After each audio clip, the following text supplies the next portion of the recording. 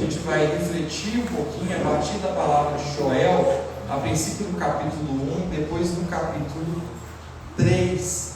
Quem quiser pegar a palavra, fique à vontade. Para quem conhece, sabe ou já viu, sabe que cultivar um solo é algo que é bastante trabalhoso.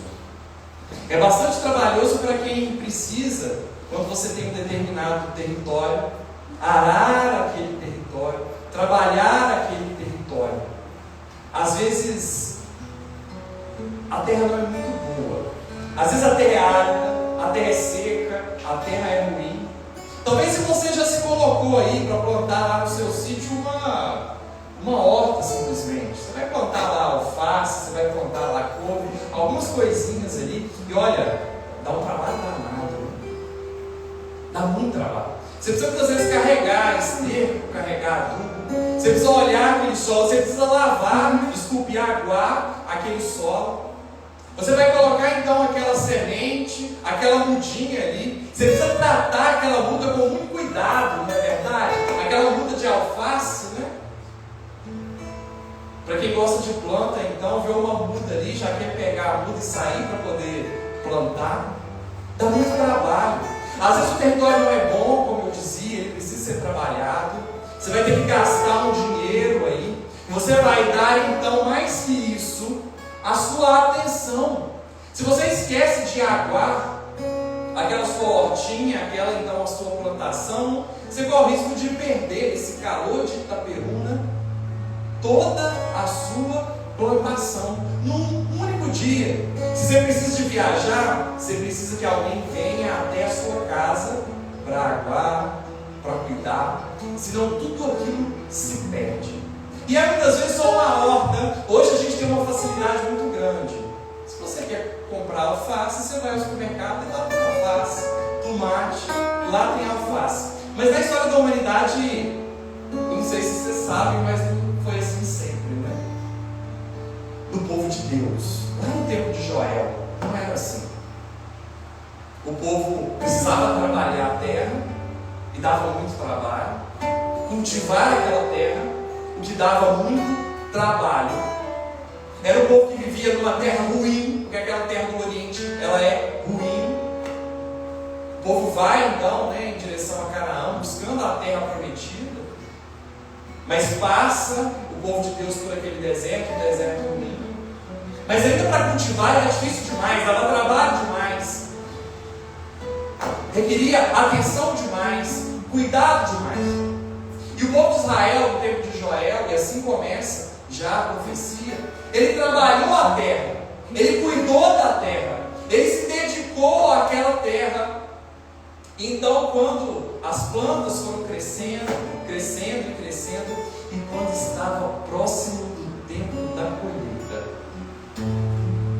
passou o gafanhoto. Quando estava próximo do tempo da colheita, veio a lagarta. Quando estava próximo do tempo da colheita, veio aquela praga, aquela maldição inesperada, e roubou tudo que aquele povo tinha. A palavra em Joel, no capítulo 3, eu trouxe Jerusalém, mas a tradução da Ave Maria é mais simples. No versículo 4, capítulo 1, diz da seguinte maneira: narrai-o a vossos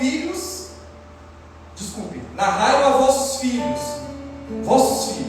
a seus filhos, e estes a geração seguinte. O que a lagarta deixou, o gafanhoto devorou. O que devorou o gafanhoto, o roedor devorou. E o que ficou do roedor, o devastador comeu. Despertai, ó ébrios, e chorai, bebedores de vinho, lamentai-vos, porque o suco da vinha foi tirado da vossa boca. Não sobrou nada, ficou tudo destruído.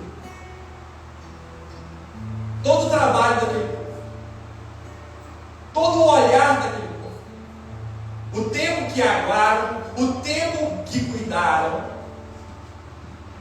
Imaginemos aí, o adubo que precisaram transferir de um lugar para o outro, a terra que transferiram de um lugar para o outro, todo aquele trabalho manual, a espera. O O mais difícil, a entrega afetiva que houve em relação a todo aquele território, a toda aquela plantação. Quão difícil foi para aquele povo. Quanto aquele povo sofreu. Quanto foi complicado para eles perceber que tudo se perdeu. O gafanhoto roeu tudo. Não sobrou absolutamente nada. E a sobrevivência daquele povo dependia daquela plantação. Quantas vezes não é assim na nossa vida também? Quantos territórios na nossa vida nós já não aramos, nós já não trabalhamos, nós já não cultivamos, e deu trabalho, e deu entrega de tempo, entrega do nosso afeto, do nosso desejo, do nosso coração, mas infelizmente não foi para frente. Infelizmente, num dado momento, quando a gente achou que ia colher o fruto merecido do nosso trabalho, de um Deus bom e justo, que nos dá aquilo que merecemos, parece que tudo nos foi tirado. Essa semana a gente tem lido, né, na liturgia diária, quando tem dia que a liturgia diária, vem a história de Jó.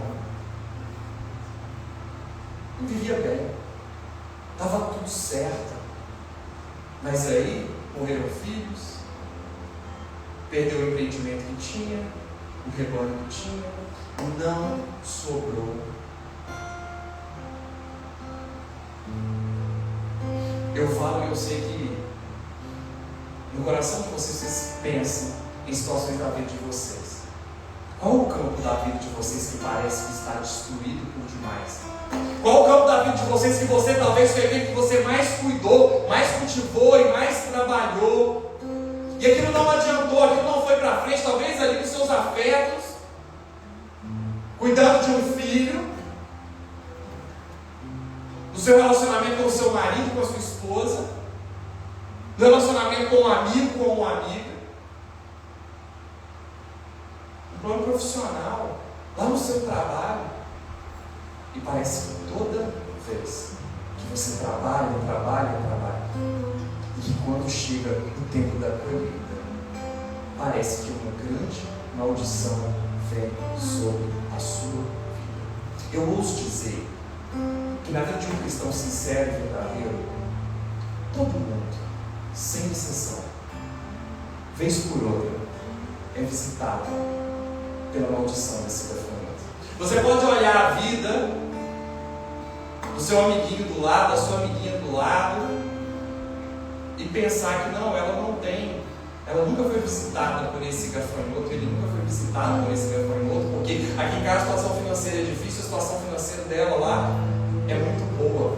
Senta para ver e conversa. Ela tem as lutas dela também, ela tem as dificuldades dela também, e às vezes olha para a sua vida e vê, meu Deus, olha como às vezes há uma família e harmonia, e isso aqui em casa eu não tenho. Todos nós, vez por outra na vida, somos visitados por este gafanhoto. Todos nós, vez na vida. Às vezes os nossos procedimentos aqui na igreja, às vezes pelos nossos procedimentos aqui neste local, trabalhamos, e parece que a coisa não progride, a coisa não anda, ou pelo menos não era como a gente queria. A gente sonhava de uma maneira, queria de outra, mas foi assim. Mas num dado dia, aquela mensagem de celular, aquela situação, aquela pessoa que veio, parece que a destruir tudo aquilo que eu tinha trabalhado. E o pior disso, a entrega afetiva, a entrega do nosso coração, que muitas vezes nós fazemos a estas obras, a estes projetos que são naturalmente algo bom e positivo. Mas que fica para trás. E a gente passa muitas vezes a ter uma visão negativa, principalmente naquela parte da nossa vida. Dia desses eu atendi uma pessoa, e realmente a vida financeira dela é bastante complicada, mas ela me dizia, Vinícius, que difícil que é, as coisas vão bem no meu trabalho, depois vão ruim, vão bem na minha vida financeira e elas pioram, vão bem e pioram. Vinícius, a coisa nunca progride, a coisa nunca vai para frente. Vinícius, o que está acontecendo? Vinícius, o que está de errado? Mas eu quero convidar vocês, o convite que o Espírito Santo tem a cada um de nós, a de nenhum nenhum modo aceitar essa visão negativa, a ter este coração ferido, a aceitar que essa visão diabólica venha sobre nós. Porque ainda que nós perdêssemos, louvaremos o nome do Senhor e acreditemos piamente que se toda aquela plantação, aquele nosso empreendimento foi perdido, foi para a glória de Deus. Foi para a glória de Deus, amém? Se perdemos um relacionamento, foi para a glória de Deus. Se ainda não obtivemos o sucesso na conversão de um filho, da esposa ou do marido, será para a glória de Deus. Se fizermos um projeto, um sonho, uma noite para 1000 pessoas e apenas tocamos o coração de 5, será para a glória de Deus. Se sonhávamos arrecadar tanto e quantos materiais para fazer o bem e ajudar para 10 pessoas, se conseguimos apenas um, será para a glória de Deus. Nós louvaremos na dificuldade, nós louvaremos na bonança, nós agradeceremos ao Senhor por aquilo que de bom nos acontece e que aquilo de aparentemente ruim que nos é dado. Porque muitas vezes os frutos amargos que nós colhemos são o verdadeiro remédio que nós precisamos. Tudo concorre para o bem daqueles que amam a Deus. E apesar de muitas vezes nós não conseguirmos entender o que está à nossa frente, e apesar de que a nossa compreensão muitas vezes não nos toca, nós precisamos dessa fé e dessa graça. Como o autor que diz: eu lido melhor comigo quando bebo e quando triunfo. Quando estamos aí a contemplar, a observar nossas plantações, os nossos empreendimentos que deram errado, observe como você está. A sua oração é mais sincera. Nesses momentos de dificuldade, nós somos mais humildes. O nosso nariz é mais para baixo. Nós somos mais humanos. Nós sentimos mais a dor do outro. Gente, ninguém pode ter sucesso demais nessa vida, não. A arrogância toma o nosso coração com uma facilidade muito grande. O gosto pelo poder vai se infiltrando em nós de uma maneira que muitas vezes nós nem percebemos. E a gente vai ficando mais arrogante, mais prepotente. E aquilo que aparentemente seria graça, na verdade se torna uma grande maldição. Porque é melhor sofrer com pouco na presença de Deus do que celeiros cheios longe dele. Se o povo de Israel não tivesse perdido tudo aqui, se estivesse de celeiros cheios aqui, certamente se esqueceria do seu Senhor, como se esqueceu tantas vezes ao longo da sua história. Confiar na providência de Deus, confiar naquilo que Deus tem para nós, muitas vezes é difícil. Nós rezamos e pedimos o pão nosso de cada dia nos dai hoje. Mas o que nós queremos? Os nossos celeiros sempre cheios. E quando eu digo celeiros, eu não digo somente a questão financeira, não. Todo ser humano naturalmente busca a segurança nas mais variadas partes da vida. É natural isso de nós, e até certo ponto é salutar, é positivo. Nós queremos fazer uma providência, não é verdade? Uma previdência, desculpe. Uma previdência, guardar um dinheiro, porque a gente não sabe o dia de amanhã, até quando a gente vai aguentar trabalhar. Você segura ali, porque você não sabe, pode aparecer, né, alguma coisa, sempre aparece uma coisa a mais que você precisa resolver, um remédio, uma situação. Sim. Isso é verdade. Buscamos então essa segurança na nossa vida afetiva, digamos assim. Um dos maiores medos que todos os seres humanos têm é, na verdade, ser abandonado pelas pessoas que nós amamos. Isso invariavelmente é difícil para todo mundo, uns mais, outros menos, mas um marido largar, meu Deus. A esposa largar, meu Deus. Um filho não virar as costas para você e não querer mais saber de você. Ou aquele seu melhor amigo, sua melhor amiga, de um dia para o outro, não querer mais a sua presença e sua companhia, também é algo difícil. É algo difícil para você. Buscamos a segurança. Mas verdade seja dita, a nossa única segurança é o Senhor. Casamentos se dissolvem, cônjuges morrem, dinheiros, fortunas, acabam, caem, se perdem. Olha o exemplo aí, Batista foi um dos homens mais ricos, foi o mais rico do Brasil, um dos mais ricos do mundo. Onde foi parar a fortuna?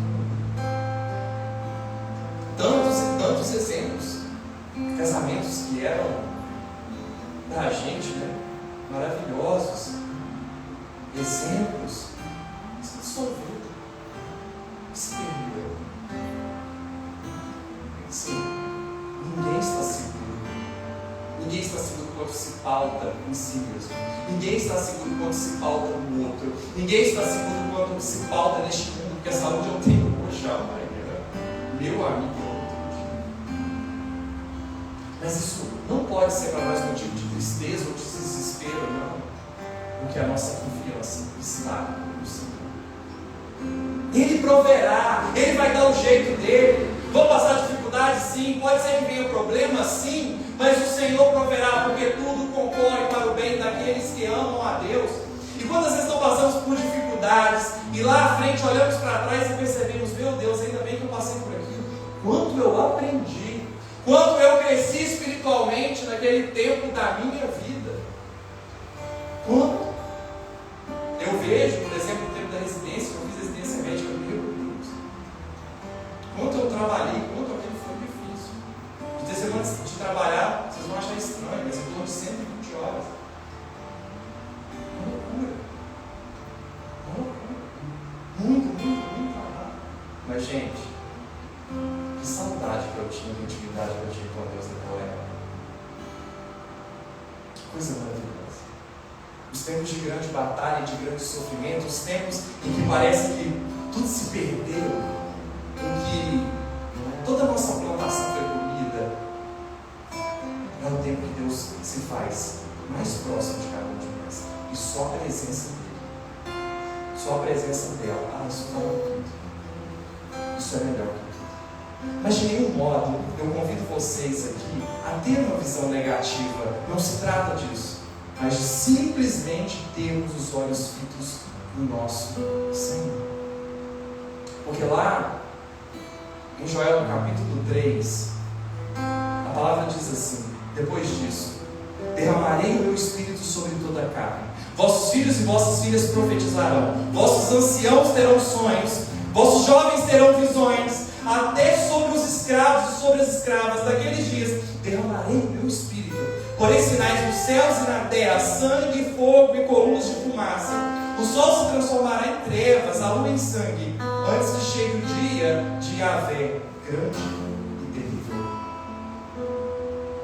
O Senhor tem desígnios para nós de esperança. O Senhor tem desígnios para nós de alegria, de felicidade, sim. Mas muitas vezes precisamos passar por esse período de purificação, esse período de morte, esse período de perda, para que, tendo os nossos olhos fitos nele, Ele possa derramar em nós, sobre nós, a graça necessária, a graça que Ele quer dar.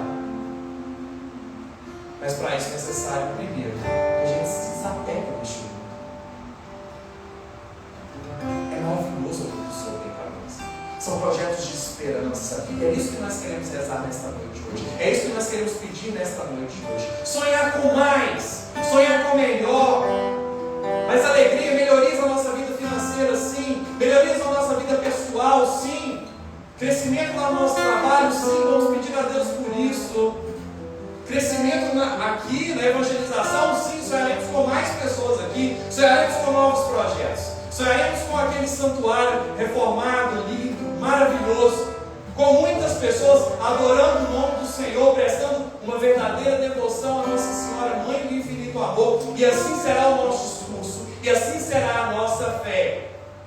Não importa se hoje você esteja aí com tudo destruído, porque a glória da segunda casa é maior do que a da primeira casa.